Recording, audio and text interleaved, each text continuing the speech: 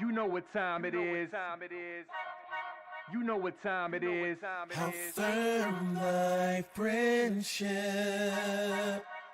Oh, how You know what time it is. I'm raw with them boys of the fall. You know what time it is. On the ground with a nose for the ball. You know what time it is. Blood, sweat, and them tears for this game. Leaving it all out on the field with no fear for you lames.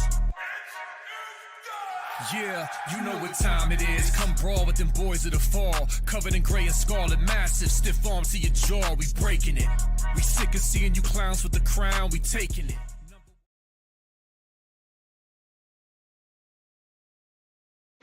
What up, Buckeye Nation? Welcome to the Buckeye Boys, where we talk about college football with real fans. I'm Devin, that's TG, and tonight, got a special show for you, man. I know you guys know who this is, but we got Mekka Don in the building with us tonight. I know you heard his new song, Buckle Up's out there, man. It's fire. Mekka, appreciate you joining us. How you doing tonight, man? Doing well. Thanks for having me. Yeah, no doubt. I'm not gonna lie, dude. When I saw, I had to shoot my shot, send an email out there, see if you were coming on. You responded, said, "Yeah, dude." I got pretty excited. I told everybody that watches our show you were coming on. They're excited as well. So, excited to get into this thing, man. But Awesome. it's how much better is it to have a conversation with fellow Buckeyes being a national champion? You know what I mean? It's so exciting, man. Just Buckeye fans. This is true about fanhood in general. I guess you could say is that no matter what other differences we may have in life, politically, religiously, whatever, like it's fanhood is one of the things that you got to kind of all come together on. And so going through this journey for me as a former player and then also as a fan with Buckeye fans, and then getting to this point where now we're the kings and we can talk smack to everybody. It's fun. Yes, sir. Amen. I love it.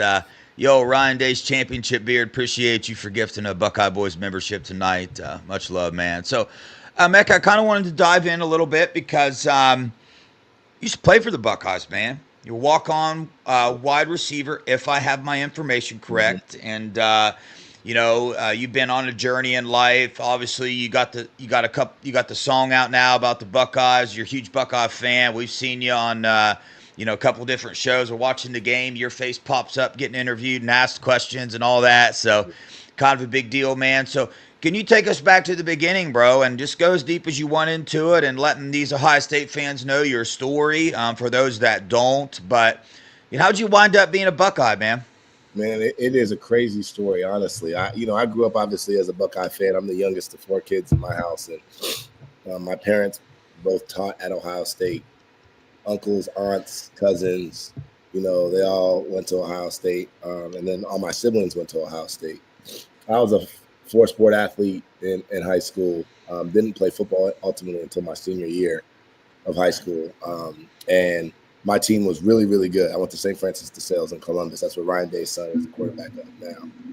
And Luke Fickle was, I believe, a senior there. Gary Berry was a senior there. So we had some studs my freshman year. But my senior year, we were really good. We had already won the state championship my junior year in football when I was not on the team.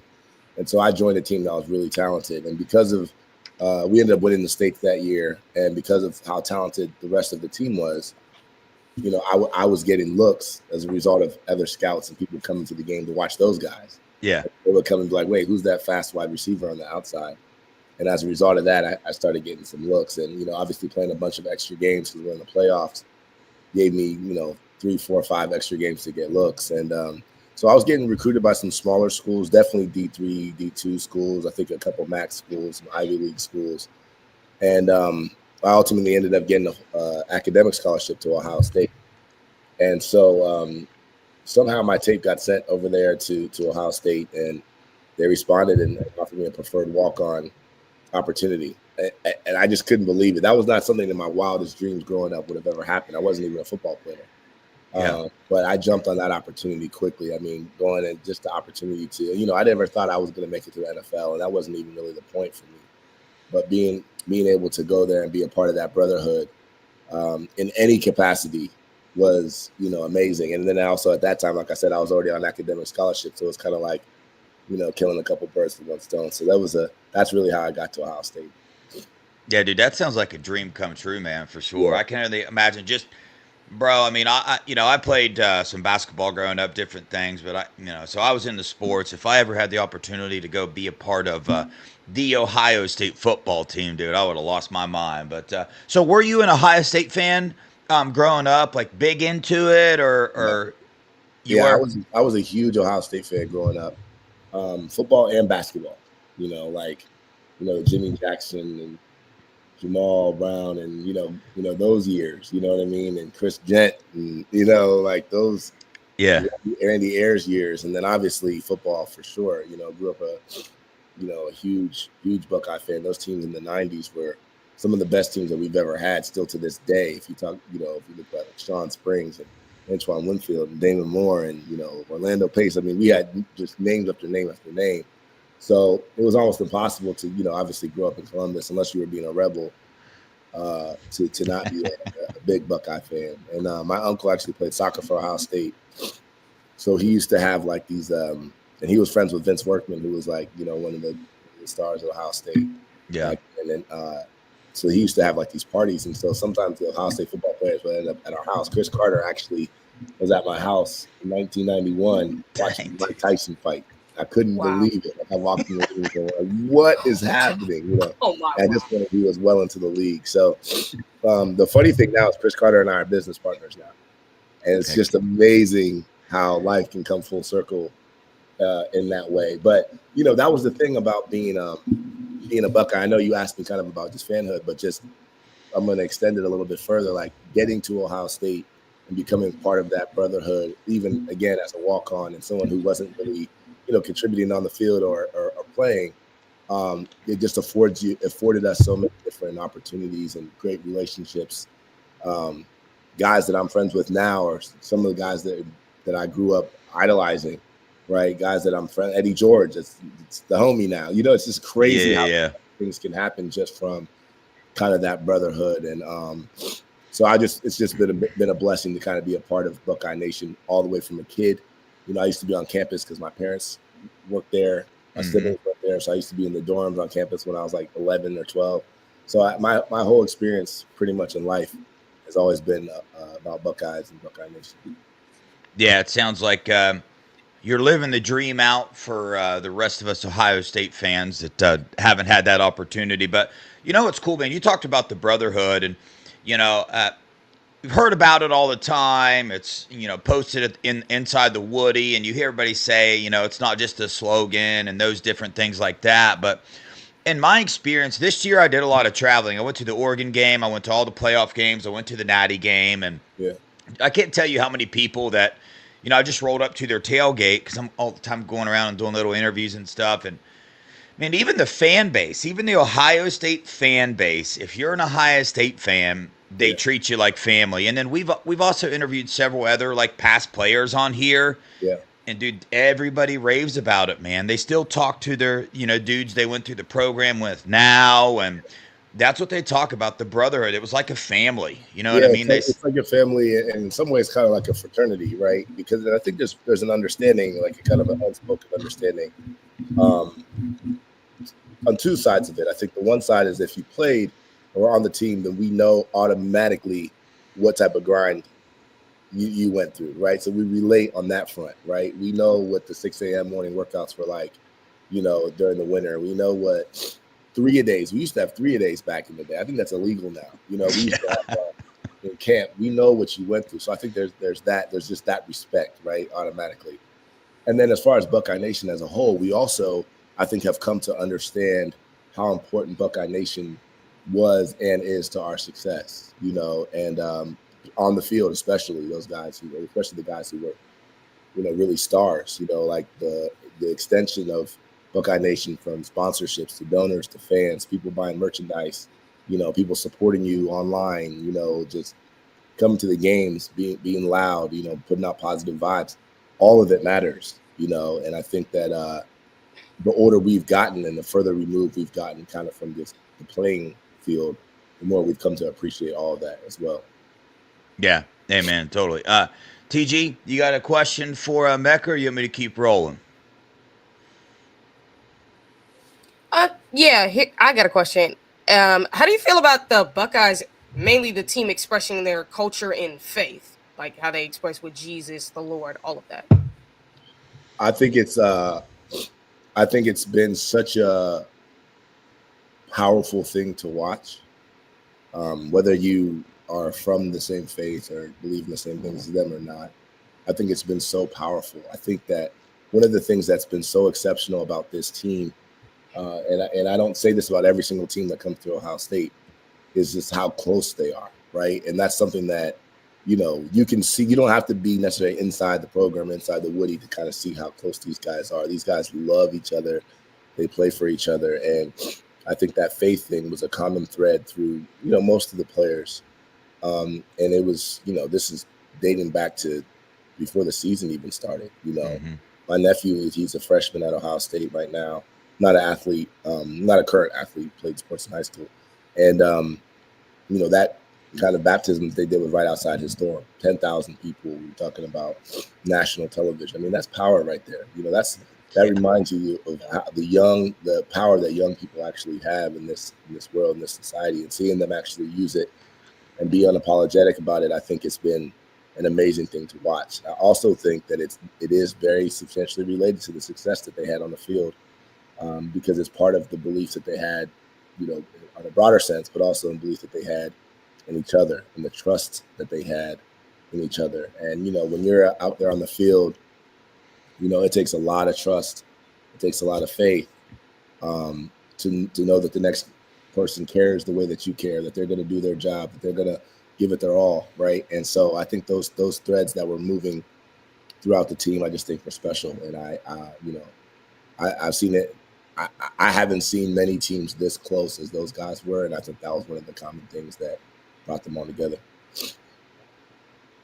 Yeah, that was an amazing thing to see when that baptism thing happens, because you got the other side of the coin where, these college football stars and players, they have a platform. Mm-hmm. And you see some of them, they don't even use it. They don't use it for anything, or they use it for things that might not be the best, or they're giving an example of, making wrong decisions. I mean, most don't do that, but to see a group do this, and like you said, regardless whether you believe the same things as them or you have the same faith, it's positivity. A group of guys that, are famous in the eyes of Buckeye Nation and can go do so many things with their time and their money and all that thing, to put on that, and to every opportunity they get in front of the mic that they mention, right, their Lord and Savior and the impact that he has.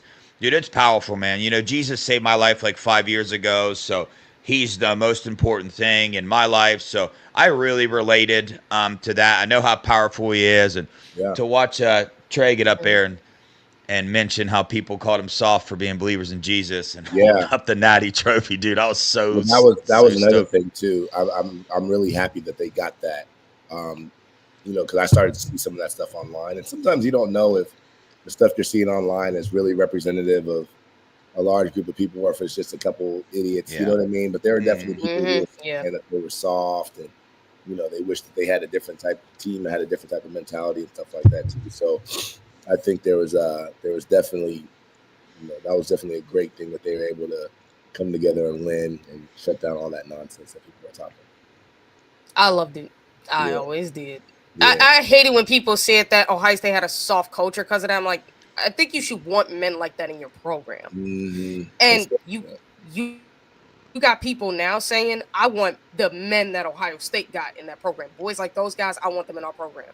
Instead of people like what you see in Georgia, where they have all these problems. Yeah. So I'm happy for these players. Well, and that's another, good point, TG, too, because, and I'm not trying to, like talk down on any kids, but these guys are young. These guys are kids, 18, 19, 20, and still kind of figuring out life. I mean, I definitely didn't have life figured out when I was 18 or 19.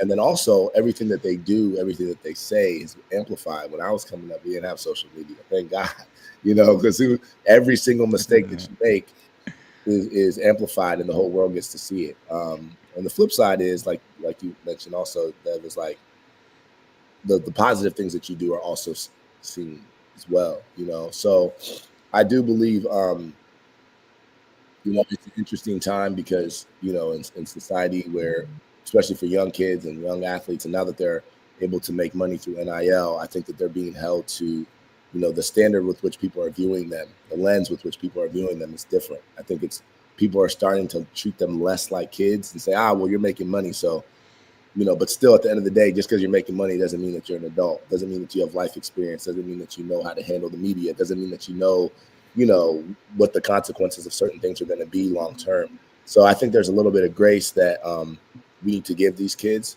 But when you see kids that are mature like that and have their head on their shoulders and, really focus, I think it's a very, very positive thing that we should applaud. Yeah, no doubt. I think, as an Ohio State fan, when you watch these, kids every weekend play and you're all about, like studying them and figuring out what kind of football player they are, you forget how young some of these kids are. Like JJ just turned, 19 years old? He's just 18 years old, man, and like one of the most popular athletes in the nation. It's wild, man. It's wild. Already legendary. Yeah. And a lot of pressure. Yeah. The pressure is ridiculous. But Mekka, I want to get into asking you about your opinions of this year and a few other things, but I want to back up just a hair. And you might not have an answer to this, but us Ohio State fans, we love to get our inside information on what it's like to be in the locker room. So do you have a memory or from a game or a practice or a locker room from the time that you were there that you think Ohio State fans would like to hear, or is it all just bundled up and you just had a great time the entire time? You got a specific story that you can or would like to share? Well, I don't have a story. I mean, first of all, the locker room was hilarious.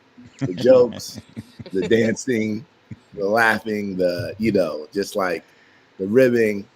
It was fun. I think we enjoyed kind of that, and especially during camp, it's kind of what kept us going. So I don't remember any specific story as it relates to that, but I do have a story that was somewhat interesting, I guess. So I remember walking into the weight room. This is my freshman year. This is maybe my first week or two. We started August 4th camp, and that was back when Ohio State was on semester. So we actually didn't start school until September 17th. So we were there pretty much on campus for like a month and a half before anybody was there. So we were really the only ones on campus. And so I remember walking into the weight room one day, and this is kind of like my welcome to Ohio State moment in some ways, and welcome to Ohio State football. And so there's when you walk in the room, Coach Kennedy was our strength and conditioning coach. There was he had his office, and there was a big glass window through his office. And so you could kind of see in his office. And so when I walked in, I saw Coach K there, and I saw this, it looked like freaking Hulk that was talking to Coach K, but I was only from the back. I was like, who is that? That dude is huge. Like, those are the type of dudes that I'm going to be playing against here. This is crazy, So I'm like looking, and I can't see. He's got his shirt off and he's ripped, but he's not facing it. So finally, he turns around. None other than Eddie George. I was like, oh my God, this is so crazy, And then later that day, Joey Galloway was there. And then Ty Howard was there. I was like, oh my God. So that was kind of like I know it's not necessarily what you asked, but it was one of those moments where I was like, wow, okay, this is real now. You know what I mean? Because before, I didn't know what to expect when I got there. I mean, obviously I knew all those guys played there and stuff like that, but to actually see them live in the flesh and see, what type of specimens they were, how they were in the weight room. Joey Galloway is still one of the strongest dudes in the weight room. People don't realize that. He wasn't just a burner. He was super strong. And just seeing those guys, and, and these guys were in the NFL at that point. But I think those are some of the things that I remember. I do remember when Charles got in a fight, when we got in a big fight practice one time, offense versus defense. And Charles and my boy, I can't remember his name right now. Why am I blanking on his name? Offensive lineman. They got in a Tyson thing. Got in a huge fight. I remember that. But there's a ton of moments, man, that just will randomly come up, and it's when people talk about like, missing the game, you definitely miss the game and you miss the competition, but a lot of what you really miss are those locker room moments, celebrating after a win, just ribbing on each other, that type of stuff. Those are some of the things that I miss. So I hope that answers your question at least a little bit. Yeah. You answered it better. You answered it better than than what I expected, because you gave us that's what we wanted to hear, a perspective of what it's like to be in there. So you answered that. Let me tell you one other thing too. I think just interesting that some people know, some people don't. So Coach Kennedy, when we came to Ohio State, when we were in the weight room, he had 3 rules for us in the weight room. One was that you were not allowed to yawn. 2 was that you were not allowed to cover or to chew gum. And the third one was that you were not allowed to talk about high school. You were not allowed, because he was like, listen, all of you guys were studs and stars in high school and All-American and All-State and all this and all that. I don't want to hear, you guys are all nothing now, pretty much, basically. And everything has started over. So I don't, and if you did any of those 3 things, you got in trouble. And so I just thought those are things that always kind of stuck with me. You know what I mean? Like I never forgot those 3 rules. You're talking about a couple decades ago now, but I thought that was pretty interesting. Yeah, that's a good rule. Makes sense, man. If you're playing, I don't care if you're a walk-on or whatever. If you're an athlete at Ohio State on the football team, you're one of the best athletes in the country, hands down. So that makes sense. Yo, shout out Studley Budley said, Dev, I'm getting you a Block M Spit Cup, brother. Yeah, man, I feel bad, dude. I got a little bad habit, so no disrespect. You guys know I love the Block O, man. It's just I'm repping the Block O, man. I couldn't do it, dude. You could get me the cut. I couldn't do it, man. I'll make another video burning it or something and put it in my intro video. There's no way, even to spit in it. Just like somebody said, they were going to get me a toilet cover, and I'm just like, dude, I don't want that in my room at all. In my house. Yeah. No, man, I don't at all.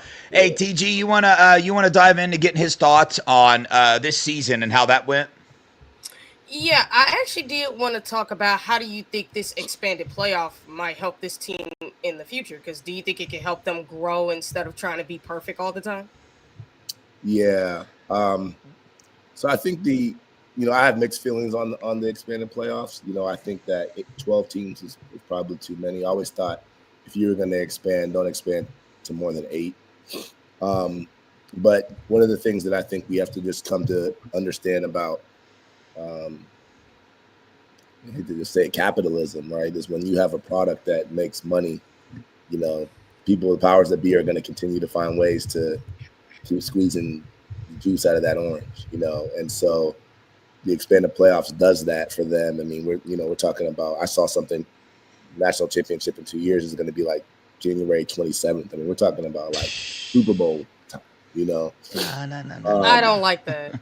I'm not gonna lie. They need to push that back, like push it up, man. Yeah, and get rid of the buys, maybe, I think, and they're gonna have to do some fixes to it. That being said, go ahead. I'm sorry to cut you off, Mika, but I don't mind the buys. I think they should keep them, but they should do something different with it. Well, the problem with the buys is that, I guess they could just move the games up. You're right, but the initial first games up. But I think getting rid of those also, I don't know. But to answer your original question, I think that teams like Ohio State, Alabama, kind of some of the blue bloods, right? We've now been afforded probably an opportunity to lose one more game every season, so 2 games, maybe at some point even a 3-team loss or a 3-loss team will get in there. So I think that helps. And in some ways it's reduced the importance, not gotten rid of it, but reduced the importance of every regular season game like it was before. If this was the format last year, literally we may not have gotten in, and we were clearly the best team in the country. There's a chance we would have snuck in at 4 over Penn State, but we may not have. So I think that obviously we're a clear beneficiary this year of kind of that, that expansion. And I imagine that's going to happen for other teams in the future, right? And not just Ohio State, but any of these top teams that, may stumble along the way. I mean, look, Notre Dame lost to Northern Illinois, Like it Yes. happened. People don't understand, like, you know, and they made the national championship game and beat Georgia along the way and beat real teams along the way. So I've heard people say that, you know, they never liked the idea that of all the leagues, college football was the only one where you had to kind of be perfect pretty much to get a shot. And every other league, even in college basketball included, like you were afforded more opportunities to stumble along the way. And I hear that argument. I also heard Josh Pate say, I think, you know, but the reason why he doesn't mind it is because college football is just a different animal. It's 1-on-1, you know. Mike Doss for sure. Oh my God. We used to avoid Mike, man. Me and Mike came in the same year. And so, you know, we used to avoid Mike Doss because he just hit as a freshman, he hit so freaking hard. And he played with one speed only. And so, like, we were literally like, you got to know where Mike is on the field. And that was from the time he got to Ohio State all the way through his NFL career. That's how Mike played. So, bro, yeah, that must be a really, really true answer because that took zero thinking at all, dude. Like, but I don't even think you read the question all the way. You're just like, Mike Doss, man. Mike Doss, crazy, yo. Man. We had hard hitters on the team. It wasn't like he was, you know, but Doss was just he was a different dude, man. And you knew that right away. Yeah. Oh, you know? man. So anyway, that guy that if he played basketball and there was a loose ball, you better watch out. Yes, type guy. Yeah, 100%. Or like Lathan Ransom in the playoffs. Oh yeah, Lathan is a dog like that too. But Doss, the other thing about Doss, he wasn't even the biggest guy. It wasn't even about that. He just had unbelievable technique, speed, instincts, you know, and he was tough. He was fearless. So. So anyway, sorry, I don't know if I was supposed to answer that question. Nah, dude, I like it. No, Yeah, you're good, go ahead, but appreciate you, Mark, for the $10, man. Yeah, awesome. So anyway, I think that teams we're going to see more ultimately two loss champions as this playoff expands, and I think for Ohio State fans, we can't really complain about that because we're a beneficiary of it. So yeah. How it goes. Yeah, 100%. Well, we're getting close to our time limit, so we're gonna ask you a couple more questions. I know we said we got about 30 minutes today, so a few extra minutes too if you need. Okay, yeah, gotcha. Well, I wanted to ask you because this season, as Ohio State fans, we went through some ups and downs, right? We went through some different emotions. I was at the Oregon game, dude. That was a crushing way to lose that game. Yep. Then we all got blown out of our chairs with the result of, we know the game I'm talking about. Yep. Then you go into the playoffs and it's just like, all right, here we are. This is the team we all thought, and every team by double digits, and look like an NFL team out there, man. This defense is ridiculous, and people wanted to fire Ryan Day, and I was actually wanting to fire Justin Fry. He made me look like an idiot, which I love. I love that he made me look so stupid. I really do. I love it. And now I guess he's interviewing for the Bears. The Bears. Oh God! Yeah, please. I don't think now I'm begging for him to stay. No, I don't think. Please, I don't think don't do it. I don't think he'll go. So you want to share your thoughts and your emotions of this season we just went through, man? We natty champs, bro. So walk us through your thoughts. So if you don't mind, I'm going to take you back a little bit further. Yeah, that's cool. I'm actually doing a documentary right now on the kind of my buckle up movement that I started before the season, and how the song came about, how it became the song that the players run out to every game, how I, got to Fox Big Noon Kickoff to perform it live, national television, and all the other things that kind of happened with it. But the reason why I bring that up is because, when I did that song, I did it in May of 2024. And throughout the spring, I was just kind of watching this team and all the moves and all the guys coming back and Chip Kelly coming in and the transfers and just the energy. And I was like, man, this is the year we are going to win the national title this year. Yeah. And so I, when I've written other songs and Buckeye songs or other anthems for teams, sometimes I just write general kind of anthems that you could play any year, any season. But Buckle Up was really kind of a predictive song. I was like putting my thing on the table, like, listen, we're about to win this thing now, And so the reason why I bring that up too is because that was the lens through which I was going through this season with, right? So I was going through this season as a fan. obviously, always, as a former player, of course, but also as someone who's actually like invested in the success of the team beyond just that, right? So when we lost to Oregon, I was disappointed, but I was like, okay, after I licked my wounds a little bit, I was like, well, we lost to the number one team in the country on the road by 1 point. We'll have an opportunity to play them again. But what it didn't tell me was that the margin of error was now a lot less. And you still got Indiana, who was top 5. You had Nebraska, who at that point was playing well. I think they may have been undefeated or maybe one loss. And obviously you had Penn State, and then you obviously had the team up north. So it was like the margin of error is slim now if we want to get to the Big Ten championship. So then after we kind of walked through, those games, Nebraska and Indiana and Penn State, I was like, oh my God, we did it. So at least, but at that point I was like, well, I know that no matter what happens against the team up north, we're going to the playoffs. Even if we lose, we're going to go to the playoffs. So I found some kind of relief in that. Not that I mean I wanted us to lose, obviously, but I did. And then going into that game the night before, the team up north game, I was talking to my wife, and she was like, I was telling her I was a little bit nervous about the game. And she's like, what? No way. Like, you guys are going to crush them. Well, you know what I mean? And she's not into it like I am, but she kind of understood the dynamic. And I was like, listen, I'm trying to tell you, it does not matter. What makes this the rivalry is that it does not matter what we look like before. They look like before. They've ruined many of our seasons, and we've ruined many of theirs.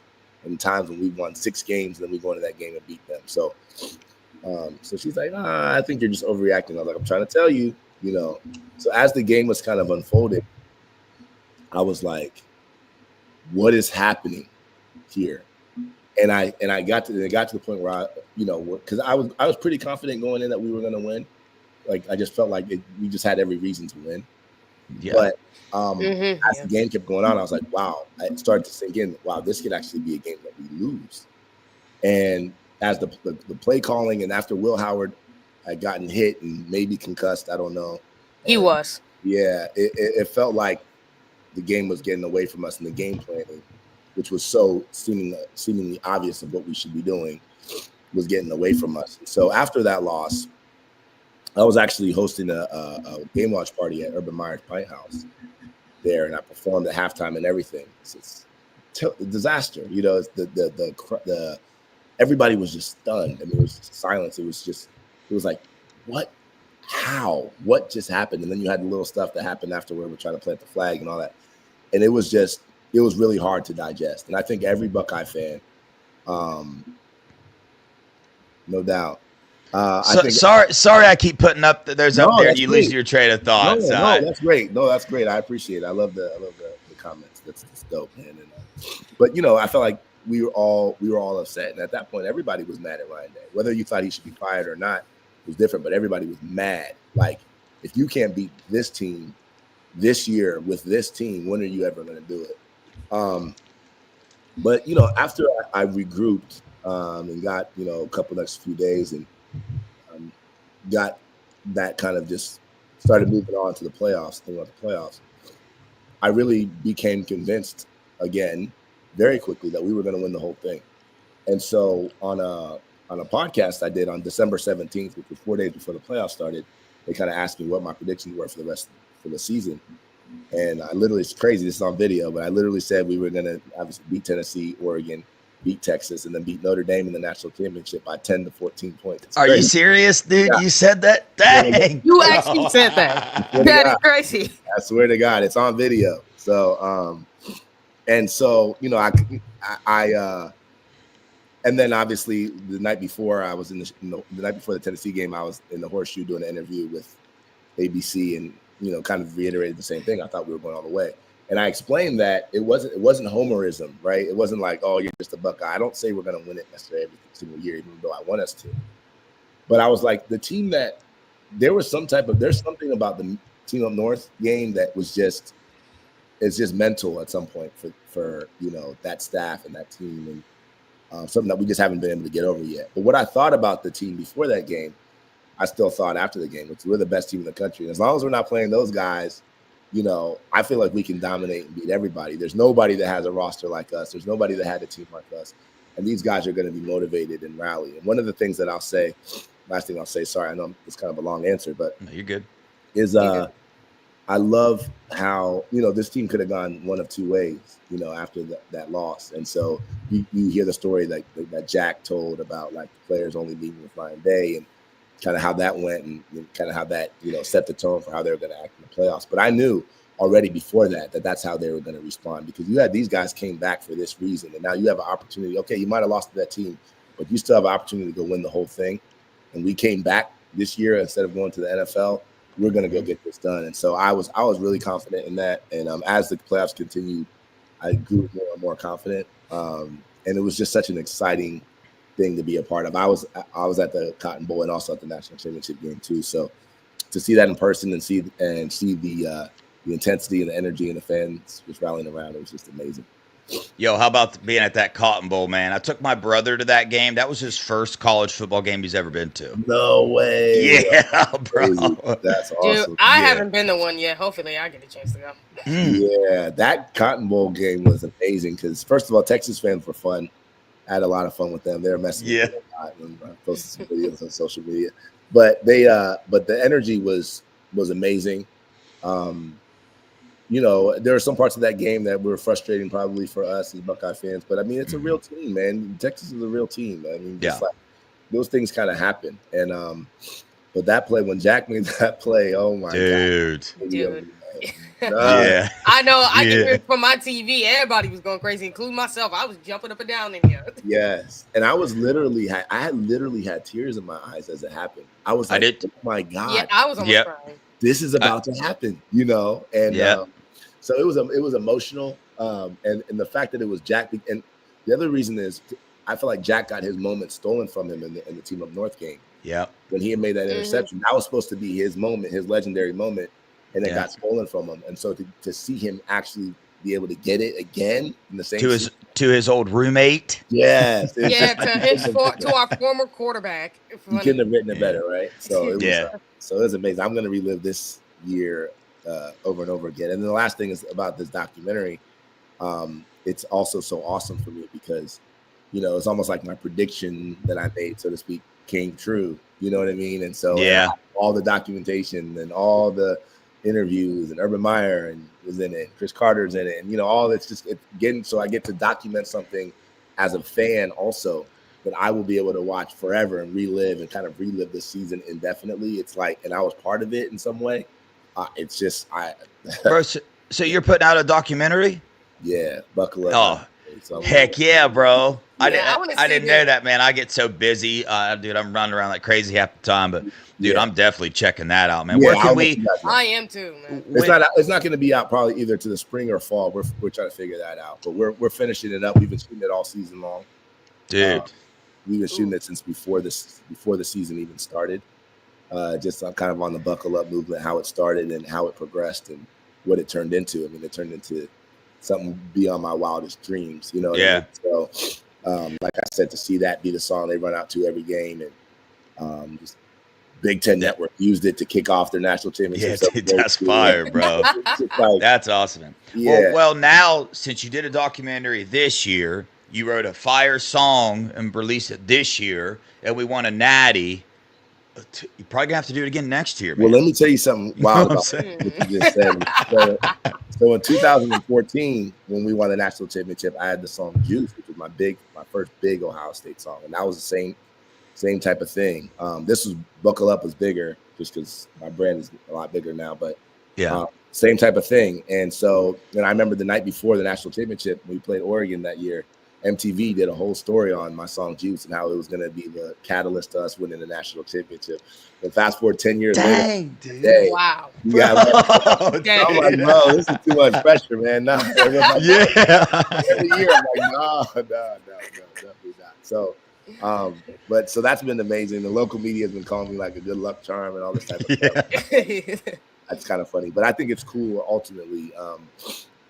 As fans to, whatever way to be a part of it, even if it's just a fan, someone cheering in the stands, if it's, buying merchandise, donating to NIL, if it's, creating an film, whatever it is, I think we all contributed. And I think that's part of what makes fanhood like a really fun thing.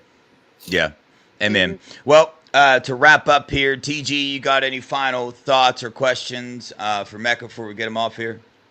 Yeah, I did want to ask him more about his feelings on the playoffs as to why he wants to get rid of the buyouts and why he thinks the 12-team playoff makes the games more meaningless. Because I feel like it makes it more meaningful if you have a chance Yeah. to get in.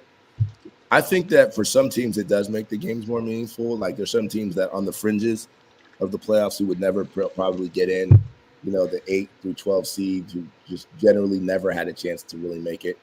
I think that, they have more opportunities. So I think some of the games will for sure mean more. But I think that there aren't really probably legitimately 12 teams that can win a national championship every year, if we're being honest. There's theoretically a team that's going to squeak through one time and do it, right? That can happen. But for the most part, the teams that we think are going to win at the beginning of the year, the 4 or 5 teams are almost always the 4 or 5 teams that are there at the end, and so it's and that's, maybe that'll change over time. So, but I think that the other thing is that these guys are playing an NFL schedule now, and I don't think it's fair to them. Yes, they're getting NIL, but that's even overblown because everybody's not getting the same amount of money. And we always hear about what the top guys are getting, but there's lots of guys in the teams that aren't really making a ton. And they're playing NFL schedules, without compensation from the universities and NCAA. And but everybody else is making a ton of money. And it's just, I think it's just a little bit of abuse, in some ways, to make these guys have to go through 16 games.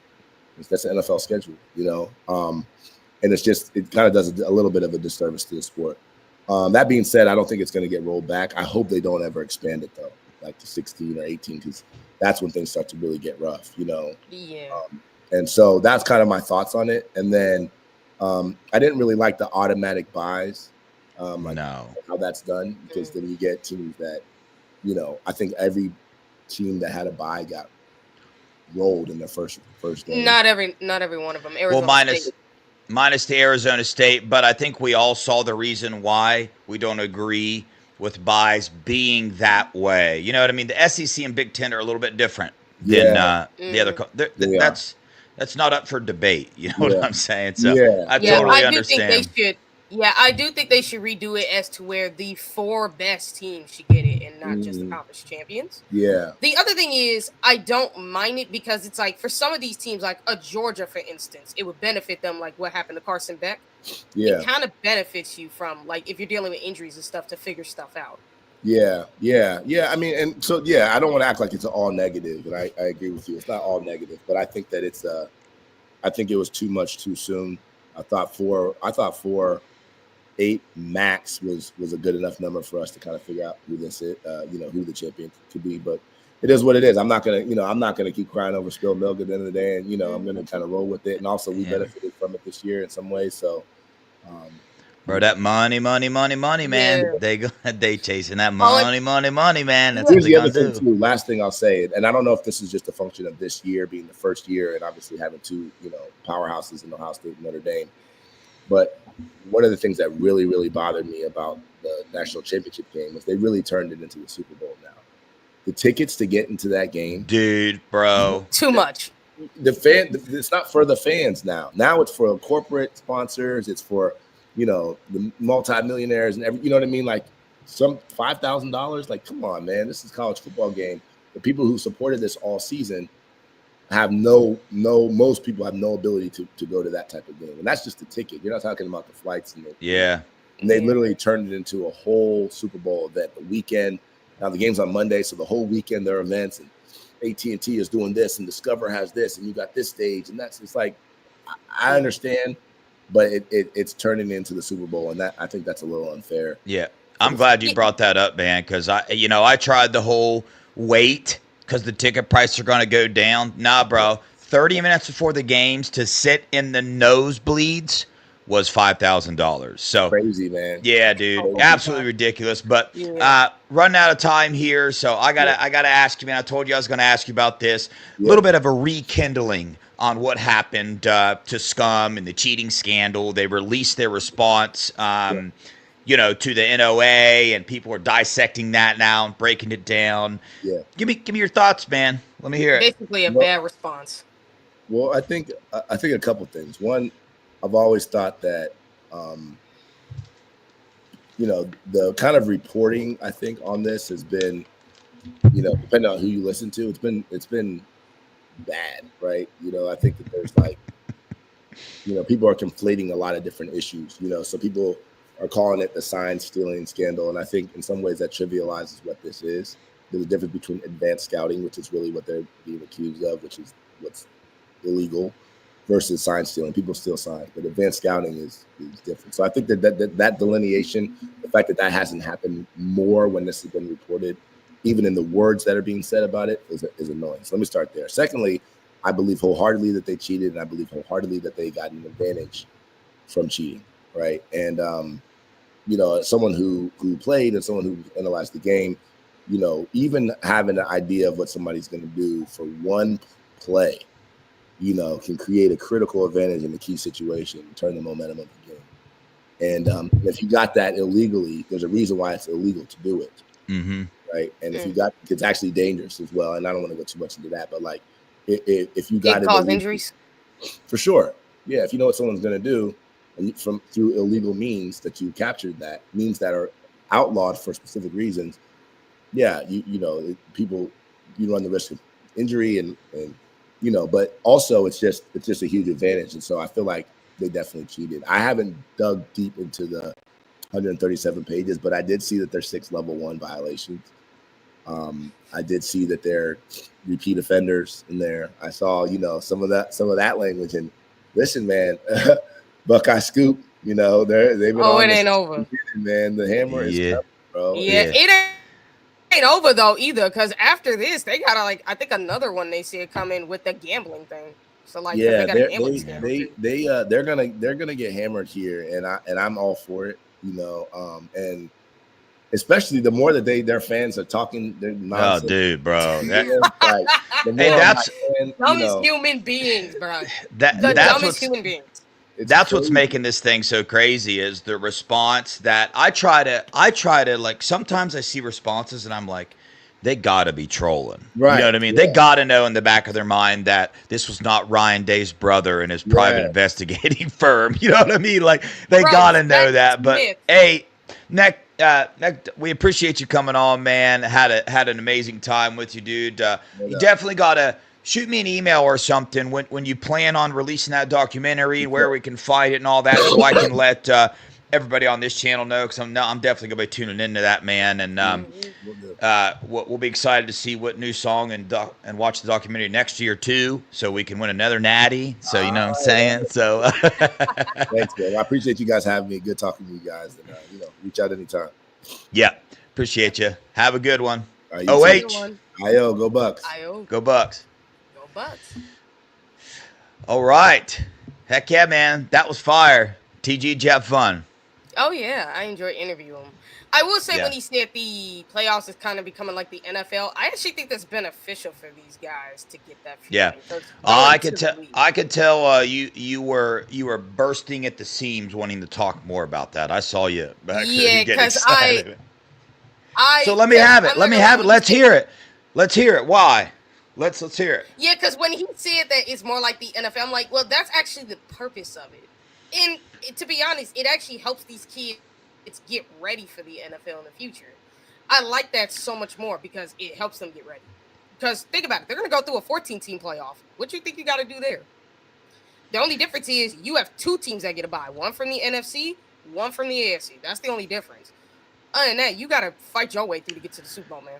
I think I lean more towards his side, and here's why, because it's kind of something along the lines of what I said earlier, and that's when we watch college football anymore, we completely forget the age of these kids, right? So I think his reasoning is a little more deep, and I agree with it, that this is college. We want to protect and sanctify college time for kids. There's a reason why the NFL is the NFL, because they're not kids, right? I mean, some of them still are, but you get what I'm saying. Oh, so you got to protect and let kids like go through that process of life of being in college. And I know the professional athletes, but that's why there's the NFL. You can't have 2 NFLs, because you see what the NFL does to people's bodies. in their Yeah. brains and everything. So if you make college that, the NFL is just going to get worse and shorter because why? Because by the time these studs get there, these Quinshawn Judkins, these Trey Hendersons, they're going to have so many miles. If just think about let's choose. Dang, brain fart on a name. Who's our freshman running back's going to start next year? Well, James People. James People. Use James People for advantage. If he starts the next 2 or 3 seasons playing 16 games, you know what I'm saying? That's way more than any other running backs have played going into the NFL. So there's that side of it. Now, I do know I get it. that there's 2 sides of it, right? It just you got to pick one. I understand where you're coming from to get them ready for what they're about to do, but unfortunately, if you go that route, that's more wear and tear on people. So, but there's 2 sides to it for sure. Here's what I will say. I'm not saying take away their college lives. I will say I think it helps them, but you have to better put it this way. A guy like Ryan Day, who's been in the NFL, knows how to conserve these kids, knows how to have them take care of their bodies and do that. I want these guys to live their lives in college, figure out what they want to do. But a lot of these kids, their first thing is, I want to go to the league. That's their first thing, is they want to go to the league, and then they can come back and figure out the rest of their lives. I don't want them to have their careers ruined with injury and mileage, which is why I pretty much want the Buckeyes to start rotating. Because if you want to get them to rotate, this is how. Yeah. Which is unfortunate, to be honest. Well, I like it. Yeah. The only thing we can ask for is improvement, and the rotation was way better this year. But I want to hit on a couple just a few things real fast, a few updates. Obviously, we hit it a little bit. Justin Fry interviewing for the Bears offensive coordinator job, along with who was the other coach? Chip Kelly. Nah, there was another offensive line coach from college that interviewed with him. Oh. But I forget who it was. But either way, isn't it kind of crazy? At least it is for me, because there was at one point in time that I said out of my mouth, even if we win the national title, I want Justin Fry gone. That might go down as one of the dumbest statements I've ever said in my life. But I said it. Right? He made me eat my words. But at the same time, I did say, I hope he proves me wrong. I want him to prove me wrong. And that's what he did. So it's crazy now because I'm like, nah, bro, I don't want him to go. You know what I mean? Because he's getting better at what he does. So here's the thing. I don't think he's taking the Bears job because you got a dog crap of a quarterback back there who's so arrogant. This is why I feel bad for JT. Because it doesn't matter what coach you bring in there. Caleb Williams is dog crap, bro. He's a bust. I don't care what Bears fans have to say. My father and my uncle are Bears fans, and even they agree with me on that one. So I don't think he'll take it because unless you want to deal with that quarterback, you're better off just staying where you're at. Not to mention that organization is just bad. Just straight bad. And then a couple more updates. Chip Kelly was, did an in-home visit with Jared Curtis, the 2026 quarterback, and he's out on the road recruiting, and everybody wants to keep putting these articles out there about how, he's going to be interviewing for NFL offensive coordinator jobs and all that. I'm going to be honest with you. I'm not buying it. I know there's interest, but I don't think Chip Kelly's interested at all, man. All you keep seeing is all these pictures of him out on the road recruiting. And I know people can cast that off of, well, he's still got to do his job while he's here. But I don't know, man. I feel like he could get out of being on the road, or he could put somebody else could do that if his mind was on potentially leaving. I think he had way too much fun this year, and you got to go off the fact that the dude left a head coaching job, man. He took a pay cut. What makes us think that after 1 year he wants to go back, right, to craziness? I think he's especially with Jim Knowles leaving. He made the statement too during the season that this is the most fun that he has had coaching football in a really long time. That's a very big statement to make. So what's your thoughts? Well, it's like I said, I think, first of all, with Jim Knowles leaving, I don't think he would want to put Ryan in that situation where it's like he's losing 2 coordinators already, so that would be starters. Secondly, I could see him being interested in going back to the NFL. I think Chip is interested in the jobs he's getting interviewed for, I believe, are OC jobs. But I don't know if he has any interest in really going. And secondly, like, I've always said this, if he didn't want to recruit, Ryan Day could just hire a quarterback coach to let him just focus on running the offense. I think he's having fun recruiting. I think he's enjoying the talent that's on this offense. Because in the NFL, it depends on what team you go to and whether or not you're going to get this kind of talent. Because even Chip Kelly said it out of his own mouth. This team is far more talented offensively than anything he's had in the NFL. Even the Eagles, the 49ers, or anything he's ever coached in college football, which is Oregon and UCLA. Best set of talent. So I think he does stay. I can see why people are leaning towards him leaving because, I mean, we just saw Jim Knowles leave, but I'm not going to lie. I'm not worried about Jim Knowles leaving because it is what it is. And he's taking a step down. Like, dude, James Franklin's not a boss. I'm sorry. He's such a choker. He's such a bad coach. Yeah. I mean, I'm not even going to get into that, but dude, yes. I mean, remember, we used to say this about like Ryan can't win big games, but at least he had the excuse of being a first-time head coach, and the big games he lost. It's not like he got embarrassed. Whereas James Franklin, I mean, dude, what's your excuse? You've been a coach longer than they. Yeah, there's no doubt. The other update, man, we saw Hero Canoe went to Texas fan. I think that speaks volumes to the type of player that he is, and that we knew he was, and I'm not gonna lie, man. I'm a little bit confused.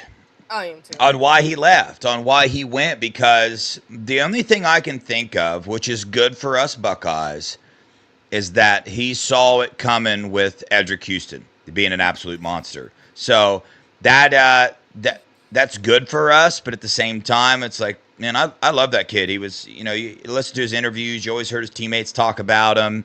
He used to play soccer, dude, so very athletic, and then he goes to Texas, which they recruit on a very, very high level, and they're not going to take just anybody out of the transfer portal. So I mean, he is an Ohio State guy. I hated to see him go, but I think it speaks volumes to who else is in the room. Yeah, but I mean, you have to think about it too. We say they don't recruit just anybody. I mean, dude, they are recruiting talent off Ohio State. They got a chance to do that, they're gonna do it. Doesn't matter if it's a backup. I mean, do you see how much money these backups get coming out of the portal, even if they don't play? Like McCaskey got money. Freaking Fitzpatrick got money. Like, these guys got paid just being backups. Yeah. So I can see that with Canoe too. But not only that, but I don't see like what's the difference. You're not going to be the starter there either. You're going to be a rotational piece because he is very athletic, but he's not, again, Edric Houston, some of those, Cade McDonald, he's not those guys. You're a backup, dude. I'm sorry, but it's just truthful. You're a rotational figure. You can still be that in the NFL, but that's all you pretty much are. I like Hero. I think he's a great player. I do, but you're not a starter, bro. Yeah, I understand. Well, a few reminders before we wrap up here. I just want to remind people, number one, Scum is going to get their 21, 22, and 23 games vacated. The NCAA is not going to recognize their Big Ten titles. They are not going to recognize their natty.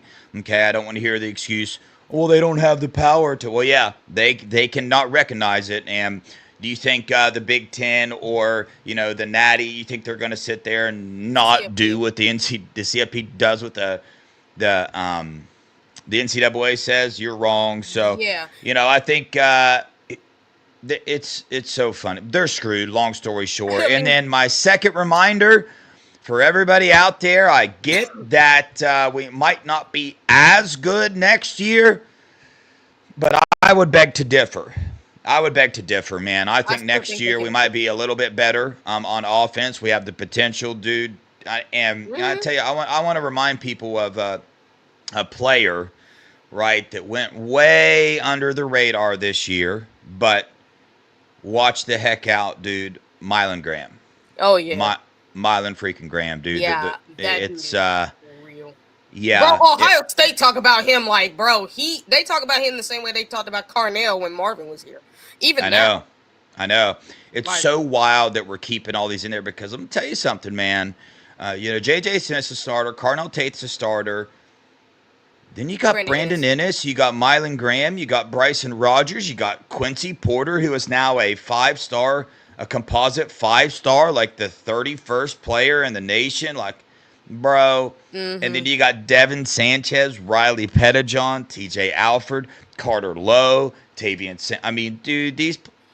Yeah, especially Sanchez, man. He's the JJ of corners. Yeah, we will play for a national title. We will be in the playoffs, and we will make a run, man. So of course, that's my little.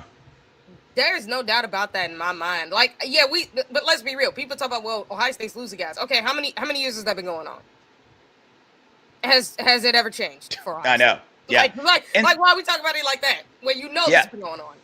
The other thing is, we got some sneaky players on that defensive line too, where everybody's like, well, we lost Hero Canoe. Well, you know, we got some baller freshmen coming in, and Tywan Malone still has eligibility. Yeah. Jason Moore still has eligibility, right? Larry Johnson has spoke about both those players. He called Jason Moore, I think it was Jason Moore, the perfect 3-tech. That's what he called him. He said he is literally the model at what you want at 3. Now I know we didn't see him a lot this year, but we had freaking look at the guys we had in front of him. And now they're about to get a whole nother year in the weight room with Mick, and then also got a whole nother year of experience under the belt. Watch out, man. I mean, and I'm plus, just always take the GOAT Larry Johnson for his word on who he says is a good player. Yeah. Yep. And the other thing is, it's like, I'll say this.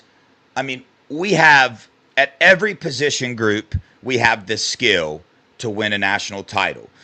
And if Julian Sayin plays up to his potential, you can check that box as well. And I believe he will. Why? Because it looks like as of now, and for the information I have, that's who we're riding with. It's going to be Julian Sayin, Lincoln Keenholz, and Tavian St. Clair in that quarterback room as far as fighting for the starting job. Tavian St. Clair's a freshman, man. Everybody, I get it. He's an absolute freak of nature. He just won the national, you know, like high school Heisman Award pretty much. So he just won that. So, but he's a baller. But Lincoln Keenholz is athletic as crap. If he can get down, you know, his passing and stuff, watch out. Everybody remembers the Missouri game. But trust in Coach Day, man. Yeah, Coach Day. Let's be real. With Lincoln, he did not know the playbook, so that was to be expected. That's to be expected. And it's not like Cardell. Like Cardell may have been the third string, but he had the entire year to learn the playbook.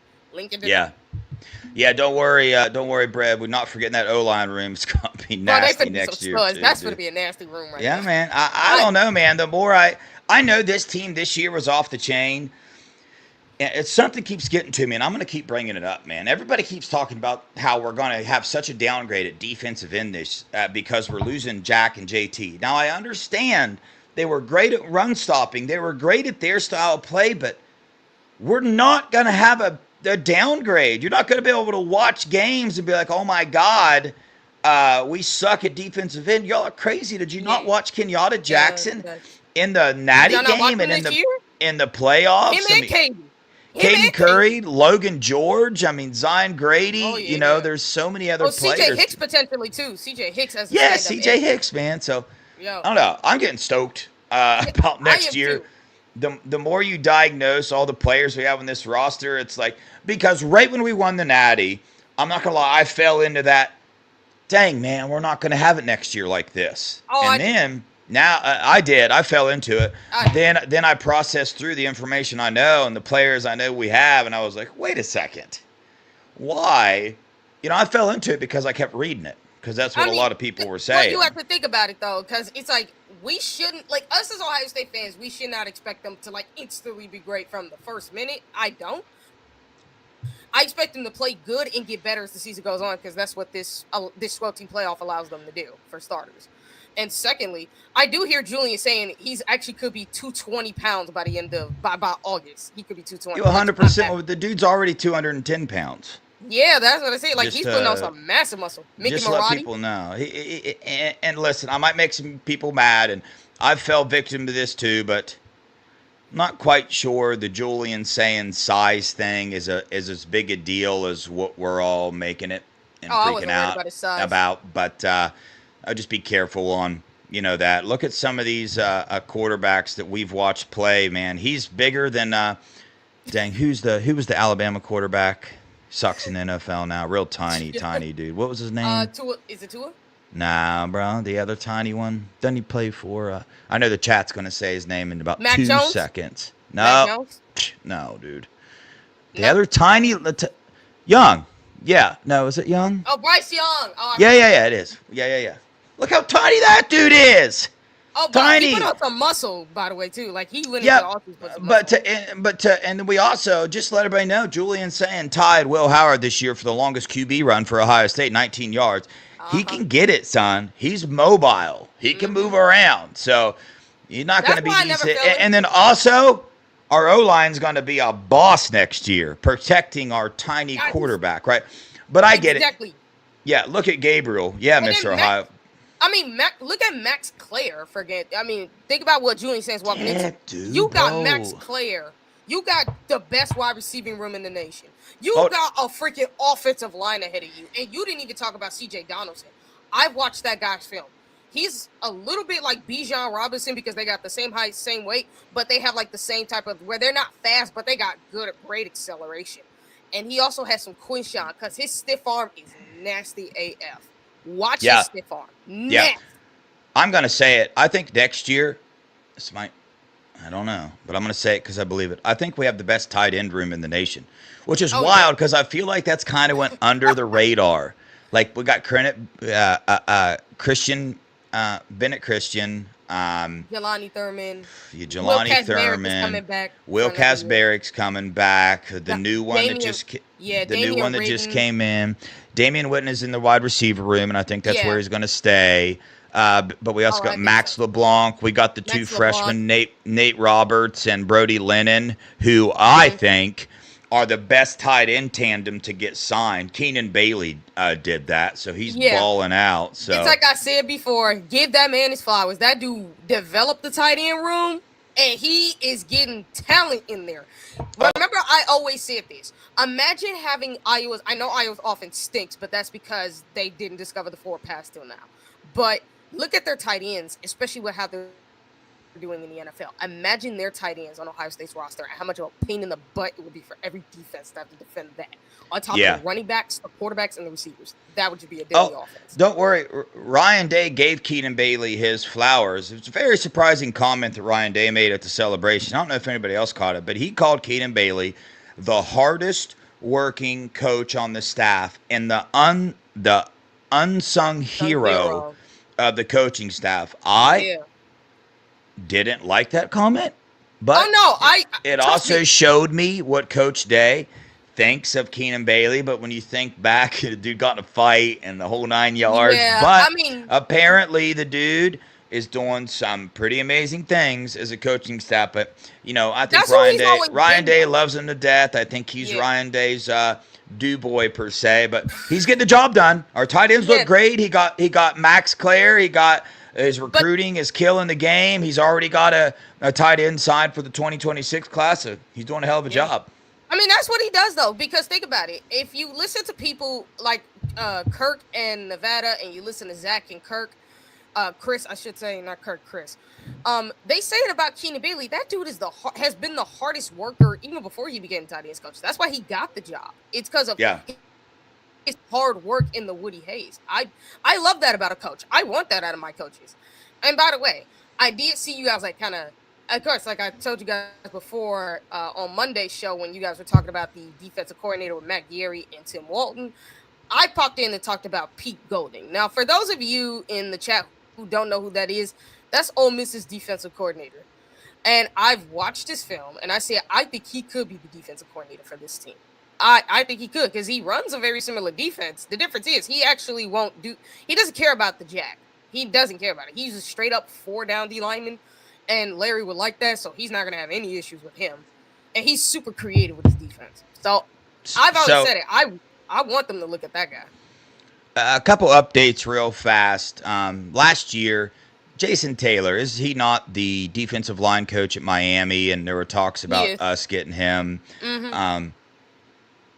Jason Taylor wants to be a Buckeye. He wants to be on the Buckeye staff. I don't know what that's going to look like, but keep your eyes out for that. Also, Ryan Day really, really likes the Kansas City Chiefs defensive line coach, Joe Cullen. I got that over there on Bucknuts. I read an article on it today. By the way, how old are these guys, by the way? Joe Cullen's 57 years old. I do not know how old Taylor is. But Cullen was Coach Myers' defensive coordinator when he first went to the NFL. But we'll see. We'll see what's going on. It was all like Matt G or Coach Walt for me, and obviously that's a fluid thing and things change. But I'll tell you right now, I'm starting to lean a little bit more towards it's going to be an outside pick. Now, I don't know how everybody feels about that. Here's the other thing. The biggest reason I didn't want it to be an outside pick is because I wanted to hold this coaching staff together. Ryan Day can still do that. And I think he can just make it a stipulation. Whoever he hires, just say, hey, you can come here, but these are the guys you're using. And then also with the new rules with the NCAA, it's unlimited coaching. So it's not like this new DC that he hires can't bring one or two of his guys to be on-field coaches. They're just going to have a different title. So, those things can be fixed. I think, thanks, Mika. She said Taylor's 50. So we'll see how it goes. Either way. Yeah, Jay Stu. Now, I'm not saying that Jason Taylor is being looked at as a defensive coordinator.